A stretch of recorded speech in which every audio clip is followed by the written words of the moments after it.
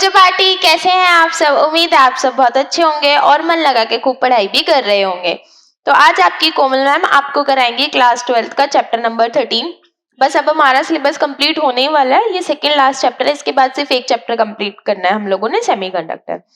तो आज हम इस चैप्टर में जो भी चीजें हैं, कॉन्सेप्चुअल न्यूमेरिकल डेरिवेशन तो इस चैप्टर में है नहीं, जो भी है सब चीज कंप्लीट करेंगे वन शॉट में। आपके एग्जाम के लिए चैप्टर पूरा का पूरा अच्छे से तैयार हो जाएगा। बस वीडियो ध्यान से देखना है और जो भी मैं नोट्स बनवाऊंगी या जो भी इंपॉर्टेंट पॉइंट्स करूंगी बोलूंगी तो वो लिख लेने हैं, ठीक है। तो अब स्टार्ट करते हैं। इससे पहले कि हम लोगों ने 12 वीडियोस में 12 चैप्टर कंप्लीट कर लिए with every conceptual numerical and derivation one shot में। मैंने हर एक प्रीवियस ईयर क्वेश्चन उसमें करवा दिया जो भी इंपॉर्टेंट है। सेम ऐसे आज ये चैप्टर भी कंप्लीट करेंगे। बहुत ही ज्यादा छोटा सा चैप्टर है, बहुत प्यारा सा चैप्टर है। तो हमारे चैप्टर का नाम क्या है? न्यूक्लियाई। तो इसमें बेसिकली हम लोग किसके बारे में पढ़ने वाले? न्यूक्लियस के बारे में। पिछले चैप्टर में हम लोगों ने किसके बारे में पढ़ा था? एटम के बारे में, ठीक है।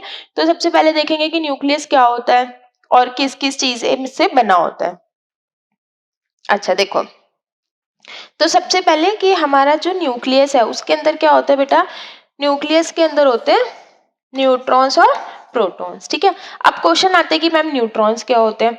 न्यूट्रॉन्स क्या है? फंडामेंटल पार्टिकल्स हैं which may be called as the nucleus of the hydrogen. Protons को हम और क्या बोल सकते हैं कि न्यूक्लियस है किसका? हाइड्रोजन का, क्योंकि हाइड्रोजन में कोई और न्यूट्रॉन तो होता नहीं है न्यूक्लियस के अंदर, खाली एक प्रोटॉन ही होता है। तो इसलिए हम हाइड्रोजन के न्यूक्लियस को प्रोटॉन भी बोल सकते हैं। आई बात समझ? ठीक है। और इसका चार्ज क्या होता है? पॉजिटिव। कितना? जितना इलेक्ट्रॉन का चार्ज होता है सेम उतना ही होता है, ठीक है। और मास कितना है? 1.67 इंटू 10⁻⁻27। दूसरी चीज है न्यूट्रॉन। न्यूट्रॉन क्या होता है? ये चार्जलेस फंडामेंटल पार्टिकल है। चार्जलेस मतलब इसका जो चार्ज है वो क्या होता है? 0, ठीक है। और मास स्लाइटली ग्रेटर देन है, बहुत थोड़ा सा ज्यादा है, किससे? मास ऑफ द प्रोटॉन से, ठीक है। इसका मास कितना था? 1.6726 और इसका कितना है? 1.6749। पावर सेम है, 10⁻⁻27। अच्छा अब आगे देखो, the following terms are used to describe the composition of an atomic nucleus. अब ये सारी टर्म्स हमें चाहिएंगी किसके लिए? कि हमें न्यूक्लियस के बारे में डिस्क्राइब करना है कि वो किस किस चीज से बना है या क्या क्या उसके अंदर है, वो सब चीजें डिस्क्राइब करने के लिए फॉलोइंग टर्म्स है। सबसे पहला आता है न्यूक्लियॉन्स। न्यूक्लियॉन्स क्या होता है बेटा? ये जो प्रोटॉन्स है और न्यूट्रॉन्स है इन दोनों को मिला के हम क्या बोलते हैं? न्यूक्लियॉन्स। तो न्यूक्लियॉन्स क्या है? Protons and neutrons which are present in the nuclei of an atom are collectively known as the nucleons, ठीक है। सेकेंड देखो, एटॉमिक नंबर। एटॉमिक नंबर का सिंपल मतलब क्या होता है? एटॉमिक नंबर क्या होता है? नंबर ऑफ प्रोटॉन्स किसके अंदर? न्यूक्लियस के अंदर, is called the atomic number, ठीक है। किससे डिनोट करते हैं? Z से। अच्छा नेक्स्ट है मास नंबर। मास नंबर क्या होता है? The total number of protons and the neutrons, दोनों मिला के, प्रोटॉन प्लस न्यूट्रॉन, इन दोनों को मिला के हम क्या बोलते हैं? मास नंबर, ठीक है। जितना भी टोटल नंबर ऑफ प्रोटॉन होंगे और जितना भी टोटल नंबर ऑफ न्यूट्रॉन्स होंगे दोनों को मिला के क्या बोलेंगे? Mass number. अच्छा अब नेक्स्ट आता है न्यूक्लियर मास। न्यूक्लियर मास क्या होता है बेटा? टोटल मास किसका? प्रोटॉन्स और न्यूट्रॉन्स का, उसको हम क्या बोलते हैं? न्यूक्लियर मास, ठीक। नेक्स्ट देखो न्यूक्लियाइड। न्यूक्लियाइड का मतलब जैसे समझो कि मैं स्पेसिफिकली किसी न्यूक्लियस को डिस्क्राइब करना चाह रही हूँ, तो ये होता है उसका सिंबल।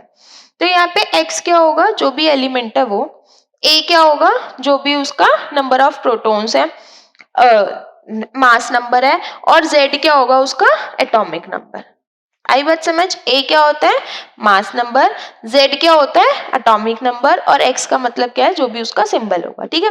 दूसरी चीज जो हमने यहाँ पे A लिखा है, इस A में टोटल जितने भी नंबर ऑफ प्रोटॉन्स होते हैं प्लस जितने भी टोटल नंबर ऑफ न्यूट्रॉन्स होते हैं दोनों आते हैं, ठीक है।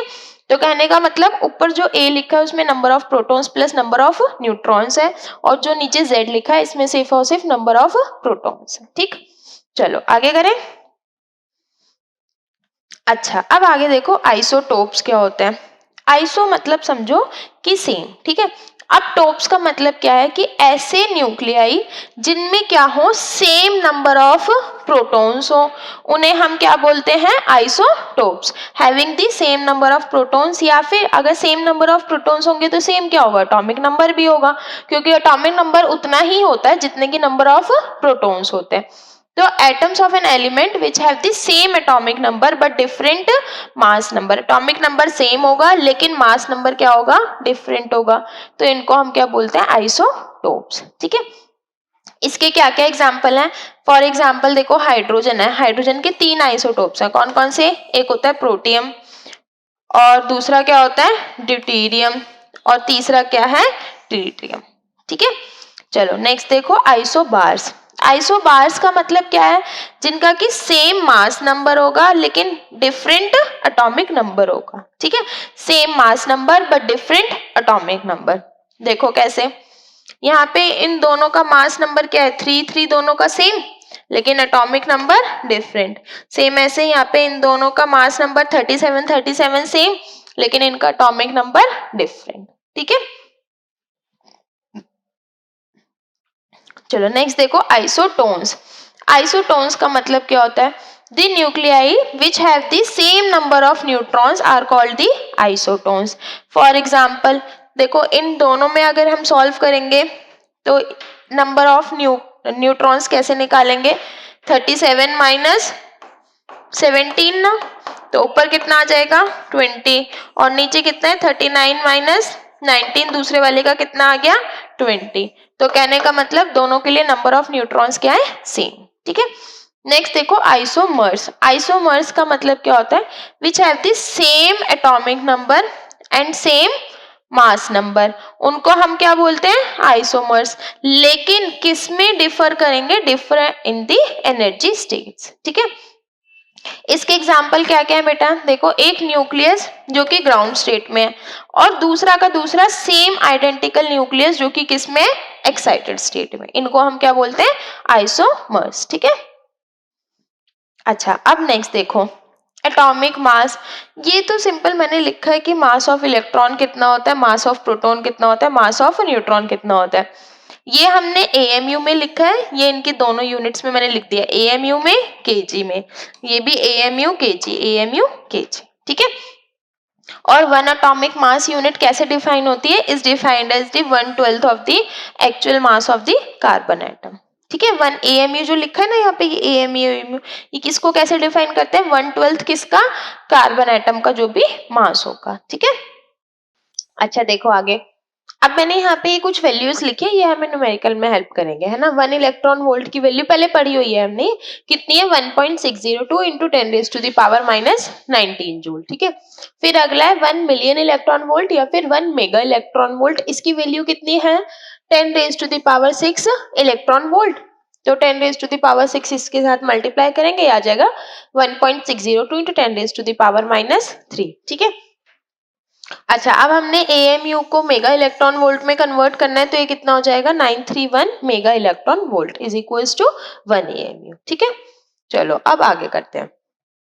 अब हमारे पेपर में ना क्वेश्चन आता है कि एक तो वो हमें डेंसिटी पूछते हैं, न्यूक्लियर डेंसिटी इतनी ज्यादा क्यों होती है ना, वो भी प्रूफ करना है। दूसरी बात ये मुझे ना जो रेडियस है न्यूक्लियस का उसका डिपेंडेंसी निकालनी है किस पे, मास नंबर पे। ठीक है, अच्छा देखो सबसे पहले हमारा जो वॉल्यूम है न्यूक्लियस का वो डायरेक्टली प्रोपोर्शनल होगा किसके, मास नंबर के। कहने का एक ही मतलब क्या था, number of neutrons plus number of protons, तो जितने ज्यादा नंबर ऑफ न्यूट्रॉन्स और प्रोटॉन्स होंगे न्यूक्लियस का साइज उतना ज्यादा होगा। तो कहने का मतलब जो न्यूक्लियस का साइज है वो डायरेक्टली प्रोपोर्शनल है किसके, मास नंबर के। पहली चीज समझ आई, ठीक है। अब दूसरा देखो बेटा, अगर मैं यहाँ से इसे सॉल्व करूं तो r³ कितना आ जाएगा, r³ proportional to 3a upon में 4 पाई। ठीक है, देखो ये 3 अपॉन में 4 पाई क्या है, कांस्टेंट। ठीक है, और यहाँ पे क्या है r³, इस तरफ जाएगा तो कितना हो जाएगा ये a की पावर 1/3। तो इसका मतलब r जो है हमारा प्रोपोर्शनल है किसके, a की पावर 1/3 के। प्रोपोर्शनैलिटी का कांस्टेंट हटाया, कितना आ गया r0। ठीक है, इस r0 की वैल्यू कितनी होती है 1.2 फर्मी मीटर। कोई दिक्कत, यहाँ तक समझ में आ गया। इस वाले फॉर्मूले पे बेटा क्वेश्चंस आते हैं। ठीक, चलो आगे देखते हैं। अब है न्यूक्लियर डेंसिटी, ये इंपॉर्टेंट है। देखो सबसे पहले तो ये कि जो हमारा वॉल्यूम है न्यूक्लियस का वो डायरेक्टली प्रोपोर्शनल है किसके, मास नंबर के। तो इसका मतलब so the density of the nuclear matter is independent of the size of the nucleus. अभी ये वाली चीज हम प्रूव करेंगे इस डेरिवेशन में, ठीक है।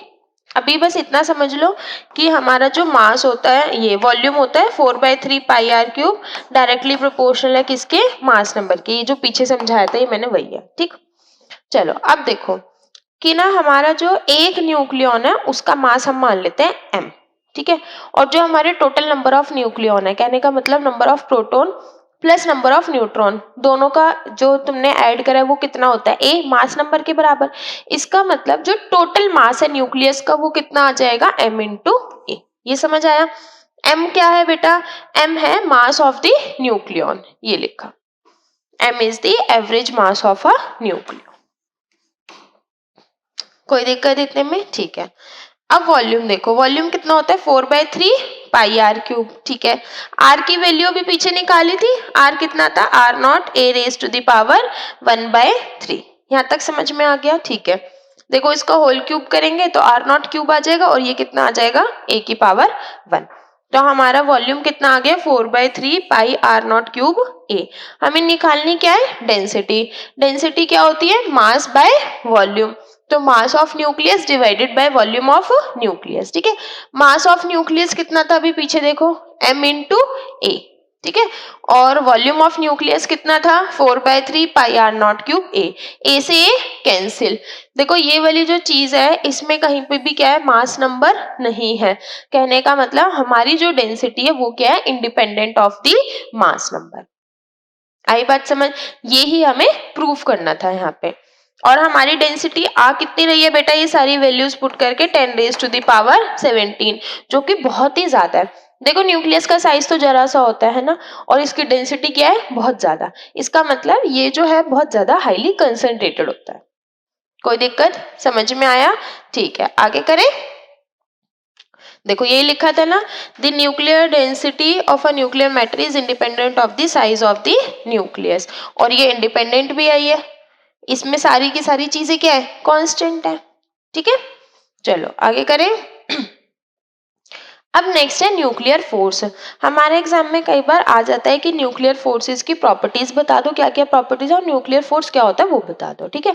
तो नाम से पता लग रहा है न्यूक्लियर फोर्स क्या होगा बेटा, वो फोर्स जो कि किसके बीच में होगा, न्यूक्लियॉन्स के बीच में, ठीक है। अच्छा अब ये क्या होता है बेटा, ये स्ट्रॉन्गेस्ट फोर्स है नेचर में जो भी पॉसिबल है। आई बात समझ, स्ट्रॉन्गेस्ट फोर्स है। अच्छा अब इसकी कुछ कुछ प्रॉपर्टीज भी देख लेते हैं। सबसे पहले देखो, this strongest interactive interaction acting between the nucleus is called the nuclear force. पहली चीज तो ये समझ में आ गई है ना।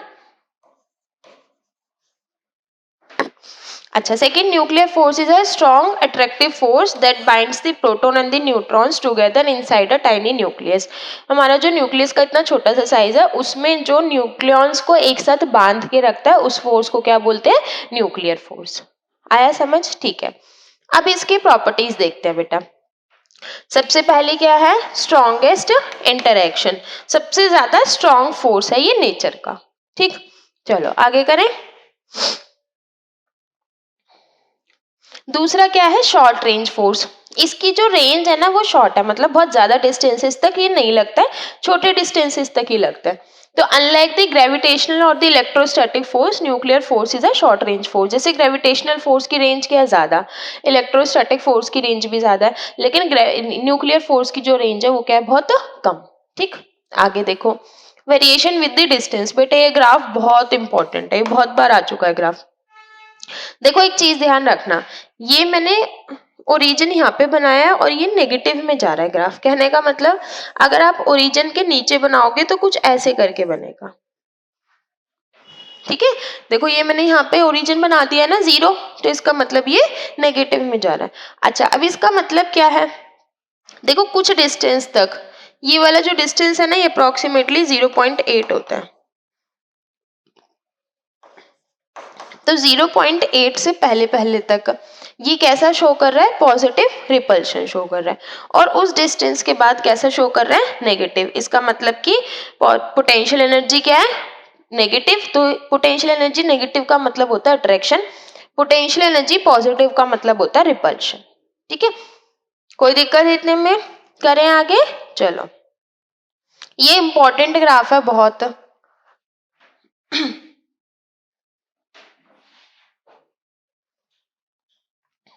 अच्छा, अब नेक्स्ट देखो, चार्ज इंडिपेंडेंट कैरेक्टर है, कहने का मतलब जो न्यूक्लियर फोर्स है उसको चार्ज से फर्क नहीं पड़ता है। ठीक है, नेक्स्ट है सैचुरेशन इफेक्ट। सैचुरेशन इफेक्ट का मतलब क्या है कि जो हमारा न्यूक्लियर फोर्स है ना, उसके कारण हमारे जो न्यूक्लियॉन्स है वो जो उनके नेबरिंग न्यूक्लियॉन है उन्हीं के साथ इंटरेक्ट करते हैं। ठीक है, अच्छा, अब नेक्स्ट टॉपिक है मास डिफेक्ट। मास डिफेक्ट का मतलब क्या होता है? देखो, अभी मैंने क्या बोला कि हमारा जो न्यूक्लियस है उसके अंदर क्या क्या है, मतलब न्यूट्रॉन और प्रोटॉन, कहने का मतलब न्यूक्लियॉन्स है। ठीक है, तो इसका मतलब जो हमारा मास ऑफ न्यूक्लियस है और जो मास ऑफ न्यूट्रॉन प्रोटॉन था वो दोनों बराबर होने चाहिए थे, लेकिन ऐसा नहीं होता है। होता क्या है, मास ऑफ न्यूट्रॉन और मास ऑफ प्रोटॉन तो ज्यादा है, जबकि अगर मैं मास ऑफ न्यूक्लियस देखूं तो वो कम है। आई बात समझ? ऐसा कैसे हो सकता है कि भाई जो चीज जिससे बनी है टोटल मिला के मास कम हो रहा है, पहले ज्यादा हो रहा है? तो इसी को हम क्या बोलते हैं, मास डिफेक्ट। ठीक है, और ये जो मास में डिफेक्ट आया है ये कहाँ यूज होता है? ये यूज होता है बेसिकली जो हमारे न्यूक्लियॉन्स है उनको बाइंड करने के लिए। ठीक है, तो कहने का मतलब मास किस में कन्वर्ट हो जाता है, एनर्जी में कन्वर्ट हो जाता है। कौन सी एनर्जी? बाइंडिंग एनर्जी में। और वो एनर्जी क्या करती है, वो एनर्जी न्यूक्लियॉन्स को एक साथ बांधे रखने का काम करती है। आई बात समझ? करें अब आगे, चलो। अच्छा, देखो, law of conservation of mass energy क्या कहता है, the sum of a system of the particles is same as before and after their interaction. ठीक है, अब मास डिफेक्ट का मतलब क्या है, difference between the rest mass of the nucleus and mass of the rest mass of its constituent nucleons is called the mass defect. जो difference है किसका, मास ऑफ न्यूक्लियॉन्स का और मास ऑफ न्यूक्लियस का, उसी को हम क्या बोलते हैं, मास डिफेक्ट। ठीक, चलो अब ये लाइन समझ लेते हैं बेटा, इसका मतलब क्या है। देखो, मास डिफेक्ट अभी मैंने क्या समझाया कि हमारा जो मास ऑफ न्यूक्लियॉन्स था वो क्या है, ज्यादा है किससे, मास ऑफ न्यूक्लियस से। तो mass of nucleons minus mass of nucleus. समझ में आया ये? ठीक है, मास ऑफ न्यूक्लियॉन्स का मतलब क्या है, mass of proton plus mass of neutron. ठीक है, अब नंबर ऑफ प्रोटॉन्स कितने होते थे, याद है, Z। तो हम क्या लिखेंगे प्रोटॉन के लिए, Z into mass of proton. ये समझ में आया? Z का मतलब क्या है, नंबर ऑफ प्रोटॉन्स, और MP का मतलब क्या है, मास ऑफ प्रोटॉन। ठीक है, अच्छा, अब बात आई किसकी, न्यूट्रॉन की। न्यूट्रॉन कितने होंगे, A माइनस Z। Z क्या है, number of protons, A minus Z क्या है, नंबर ऑफ न्यूट्रॉन्स। कैसे पता लगा, क्योंकि A जो था उसमें number of proton plus number of neutron था, तो अगर मैं उसमें से नंबर ऑफ प्रोटॉन हटा दूंगी तो कितना बचेगा, नंबर ऑफ न्यूट्रॉन्स। तो जितने नंबर ऑफ न्यूट्रॉन्स है इनटू मास ऑफ न्यूट्रॉन, ये टोटल मास किसका आ गया, मास ऑफ न्यूक्लियॉन्स। ठीक है, अब हमें क्या करना है, माइनस मास ऑफ न्यूक्लियस, तो जो भी हमारा न्यूक्लियस होगा उसका मास। ठीक है, इस पूरे को हम क्या बोलेंगे, मास डिफेक्ट। आई बात समझ? कोई दिक्कत इतने में? ठीक है, करें अब आगे। देखो, ये भी मैंने वही लिखा है, बस यहाँ पे जो स्मॉल है उसका मतलब मास ऑफ न्यूक्लियस ही है। ठीक है,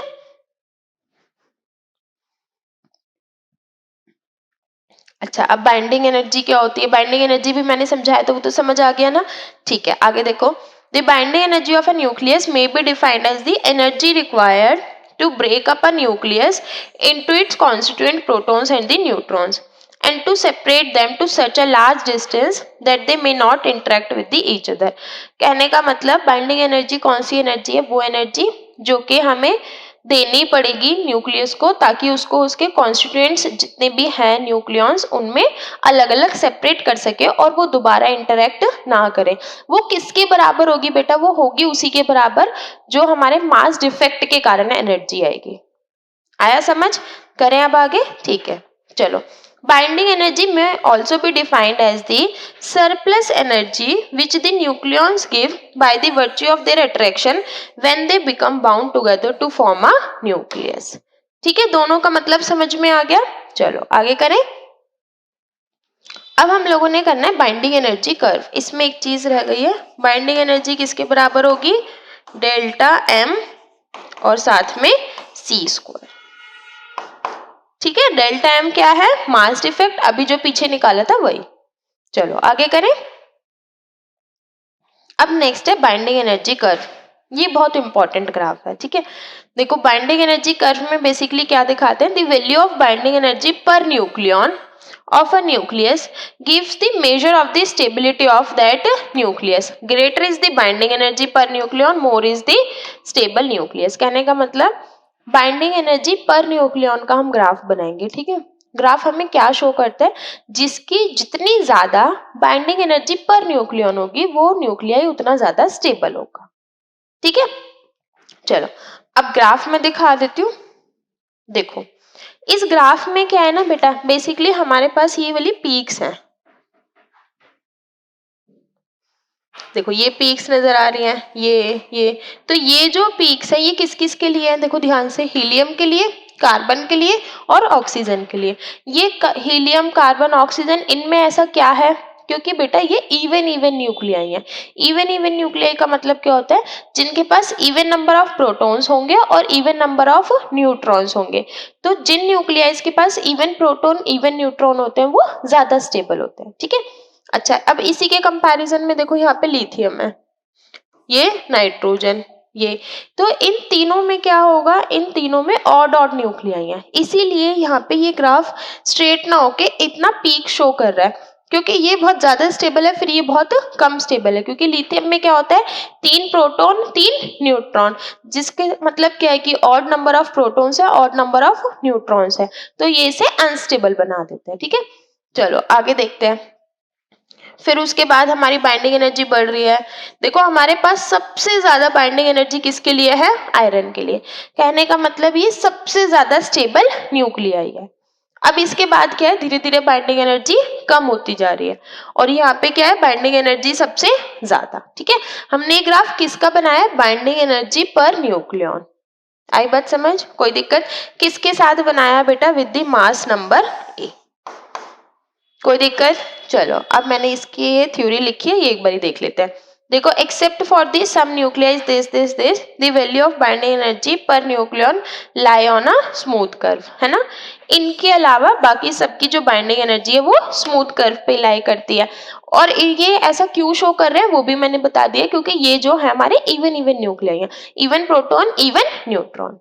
चलो आगे देखो, binding energy per nucleon is small for the light nuclei. जो हमारे लाइट न्यूक्लियाई हैं उनके लिए बाइंडिंग एनर्जी पर न्यूक्लियन क्या है, बहुत स्मॉल है। आगे देखो, in the mass number range 2 to 20 there are well defined maximum and the minima on the curve. The maxima occurs for this indicating the higher stability of these nuclei, और the minimum किसके लिए है, इन तीनों के लिए, और ये किसको सिग्निफाई कर रहा है, लो स्टेबिलिटी को। ठीक है, वही है जो अभी समझाया था मैंने। चलो 4th पॉइंट देखो, the curve has a broad maximum close to the value this in the mass number range from 40 to 120 it has a peak value of 8.8 किसके लिए, आयरन के लिए। ठीक है, ये कुछ भी नहीं है, रटना नहीं है, बस जो मैंने ग्राफ बनाया उसी को एक्सप्लेन करती है। अच्छा अब आगे देखते हैं इसकी इंपॉर्टेंस क्या है। देखो हमने ये पढ़ा ना कि इन ये वाली जो न्यूक्लियाई हैं इनकी बाइंडिंग एनर्जी पर न्यूक्लियन क्या है, कम है। ठीक है, इनकी ज्यादा है और फिर वापस से इनकी कम है, तो जिसकी जितनी ज्यादा बाइंडिंग एनर्जी उसकी उतनी ज्यादा स्टेबिलिटी। तो कहने का मतलब जिनकी भी बाइंडिंग एनर्जी कम होगी वो न्यूक्लियाई क्या कोशिश करेंगे, स्टेबल होने की।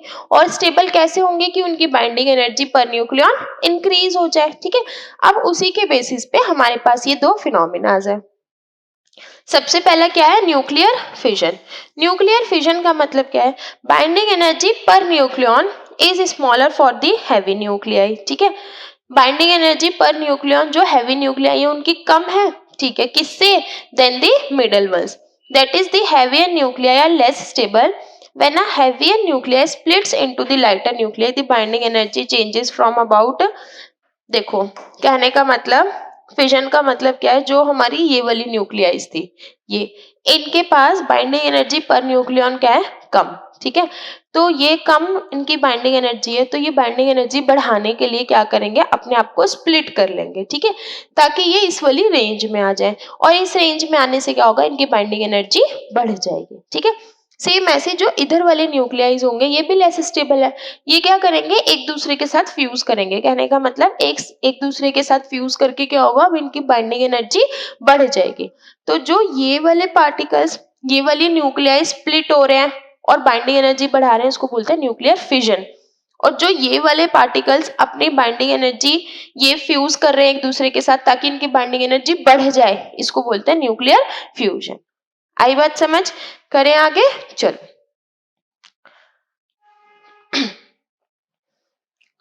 ये वाली चीज तो मैंने पीछे समझाई थी, मास न्यूक्लियर फ्यूजन समझ में आ गया ना, ठीक है। फिर देखो mass defect, binding energy per nucleon, और ये है पैकिंग फ्रैक्शन। अच्छा देखो बेटा नेक्स्ट क्वेश्चन में क्या दे रखा है हमें, calculate the binding energy of an alpha particle in mega electron volt, ठीक है। और ये सारी चीजें हमें गिवन है, डेल्टा एम याद है, अभी पीछे पढ़ा था, delta M is equals to Z M P plus A minus Z M N minus mass of the nuclei,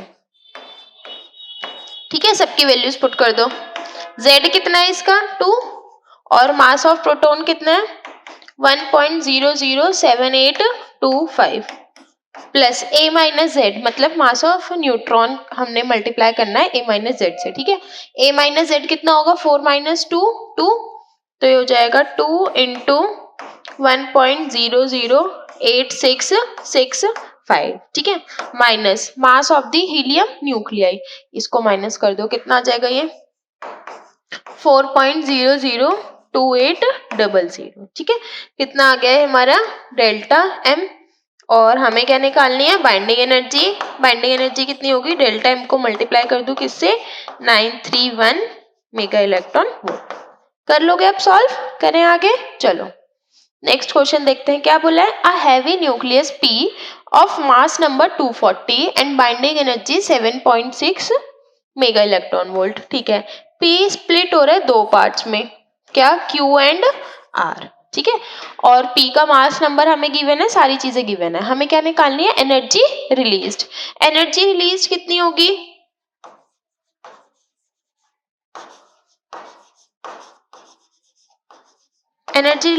होगी, बाइंडिंग एनर्जी ऑफ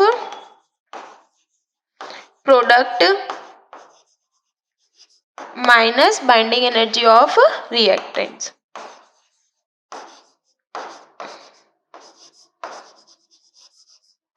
ठीक है। तो बाइंडिंग एनर्जी प्रोडक्ट की कितनी आएगी, देखो binding energy of Q and R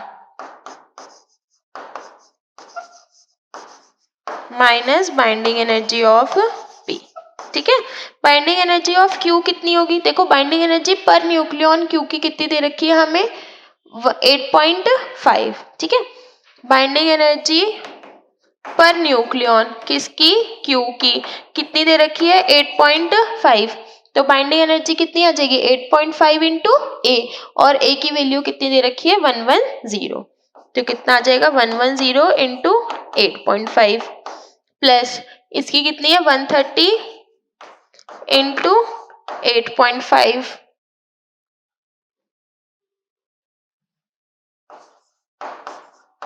minus P की कितनी हो जाएगी 240 इंटू 7.6। कर लोगे आप सॉल्व, करें आगे, चलो।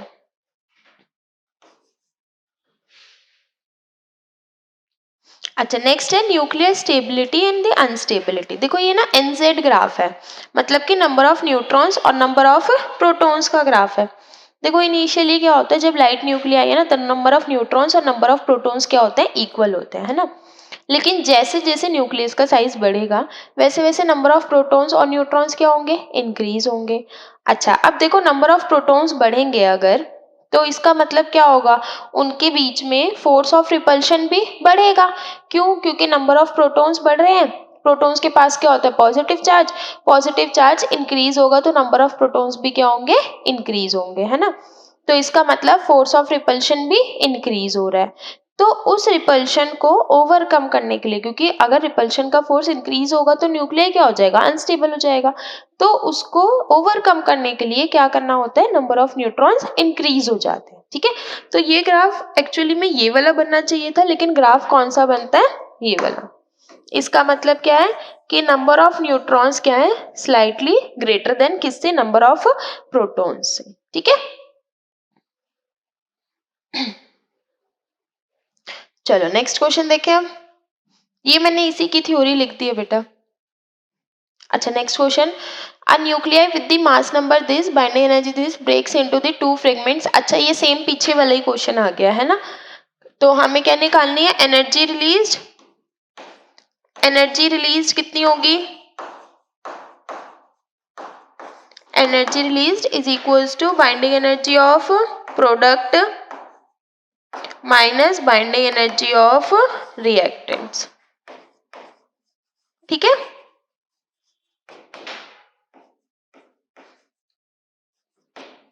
अच्छा, अब प्रोडक्ट की बाइंडिंग एनर्जी कितनी होगी, देखो 2 फ्रेगमेंट्स में है, ठीक है, तो ये कितना हो जाएगा, 2 into binding energy per nucleon कितनी है, 8.5, तो बाइंडिंग एनर्जी कितनी आ जाएगी, 8.5 into 120 minus binding energy of reactants, वो कितने है 7.6 इंटू 240। ठीक है, कितना आ जाएगा, ये मल्टीप्लाई करेंगे 240 इंटू 8.5 माइनस 7.6 इंटू 240, 240 बाहर कॉमन ले लिया, अंदर कितना बचेगा 8.5 माइनस 7.6, सॉल्व कर लोगे अब, कितना आ जाएगा 240, 8.5 माइनस 7.6, 0.9 मल्टीप्लाई करके कितना आ जाएगा इसे 216 मेगा इलेक्ट्रॉन वोल्ट। ठीक है, करें आगे, चलो। अच्छा देखो नेक्स्ट क्वेश्चन, क्वेश्चन में हमें क्या बताना है कि हमारी इन दोनों में से कौन सी प्रोसेस एक्सोथर्मिक है और कौन सी प्रोसेस एंडोथर्मिक है। ठीक है, एक्सोथर्मिक और एंडोथर्मिक कैसे पता लगाएंगे, अगर मास ऑफ रिएक्टेंट्स ज्यादा है किससे, मास ऑफ प्रोडक्ट से, तो प्रोसेस कैसी होगी, एक्सोथर्मिक। और अगर मास ऑफ प्रोडक्ट ज्यादा है किससे, मास ऑफ रिएक्टेंट से, तो प्रोसेस कैसी होगी, एंडोथर्मिक। ठीक है, तो हमें ये दो प्रोसेस दी है ना, हमें इसमें बेसिकली ये पता लगाना है कि मास ऑफ प्रोडक्ट ज्यादा है कि मास ऑफ रिएक्टेंट ज्यादा है। अच्छा देखो, फर्स्ट वाली इक्वेशन में सॉल्व करती हूँ, सेकंड आप करना। फर्स्ट में अगर मैं मास ऑफ रिएक्टेंट्स निकालूं तो कितना आ जाएगा, ये 1.00728 प्लस 7.0160 है ना, इन दोनों को अगर ऐड करूं तो कितना आ जाएगा, ये आ जाएगा 8.02328। ठीक है, और इसी में अगर मैं मास ऑफ प्रोडक्ट निकालूं तो कितना आएगा, मास ऑफ प्रोडक्ट कितना होगा, 2 into mass of helium nucleus जो भी होगा, तो 2 इंटू 4.0026, ये कितना आ जाएगा 8.0052। ठीक है, मल्टीप्लाई करके। अब ये देखो इन दोनों में से क्या ज्यादा है, मास ऑफ रिएक्टेंट ज्यादा है ना, अगर मास ऑफ रिएक्टेंट ज्यादा है किससे, मास ऑफ प्रोडक्ट से, तो ये प्रोसेस कैसी होगी, इसका मतलब एक्सोथर्मिक। आई बात समझ, कोई दिक्कत। अब सेम ऐसी इसका सेकंड पार्ट कर लेंगे। चलो, इसी के साथ आज हम लोगों ने कंप्लीट कर लिया है अपना chapter number 13, that is nuclei, पूरा का पूरा वन शॉट में with every conceptual numerical derivation, इसमें थी नहीं एज सच, एक ही डेरिवेशन है। अब बस हमारा एक चैप्टर बचा है, that is semiconductor. Next video में हम वो चैप्टर करेंगे। और अगर इस पूरी वीडियो में आपको कोई भी प्रॉब्लम हो तो मेरे को कॉमेंट सेक्शन में बता दीजिएगा, कोई न्यूमेरिकल, कोई कॉन्सेप्चुअल, कोई चीज़ आपको ना समझ में आए तो। और अगर वीडियोस पसंद आती हो तो वीडियोस को लाइक एंड शेयर कर दीजिएगा और चैनल को सब्सक्राइब कर दीजिएगा।